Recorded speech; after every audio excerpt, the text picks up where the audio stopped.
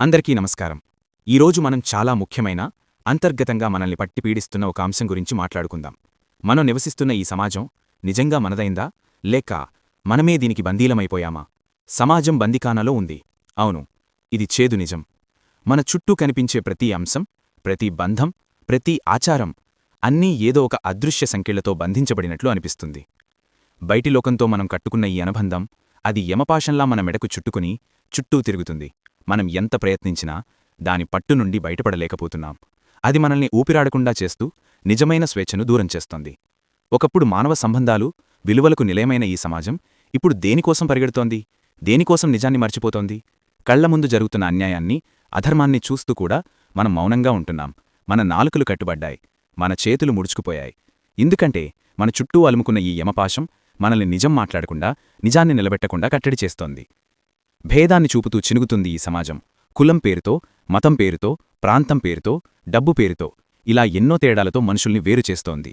ఒకరిని గొప్పగా, మరొకరిని తక్కువగా చూస్తూ మనసుల్ని ముక్కలు చేస్తోంది. ప్రేమ, కరుణ, దయ అనే పదాలు కేవలం నిఘంటువులోని అక్షరాలుగా మిగిలిపోయాయి.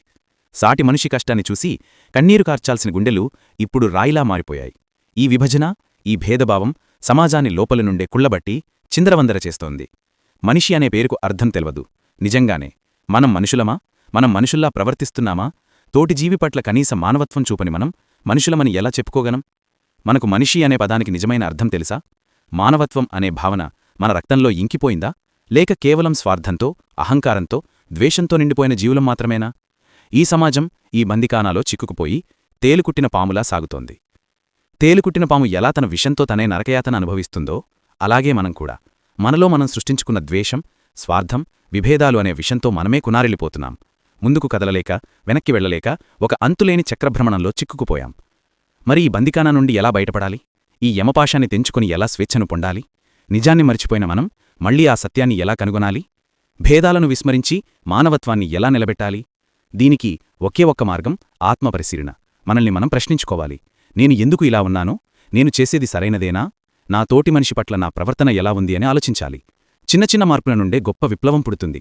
మన ఇంట్లో, మన చుట్టూ ఉన్న చిన్న సమాజంలో మన మానవత్వాన్ని, నిజాయితీని, ప్రేమను పెంపొందించుకోవాలి.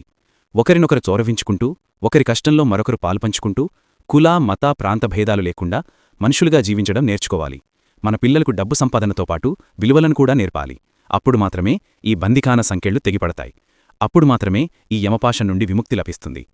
తేలుకుట్టిన పాములా కాకుండా మళ్లీ నూతన ఉత్తేజంతో, మానవత్వపు నిండు వెలుగుతో ప్రకాశిద్దాం. మన సమాజాన్ని మనుషులుగా మనం గర్వించడాలా తీర్చిదిద్దుదాం. ఆ దిశగా మన ప్రయాణాన్ని ఇప్పుడే ప్రారంభిద్దాం. ధన్యవాదాలు.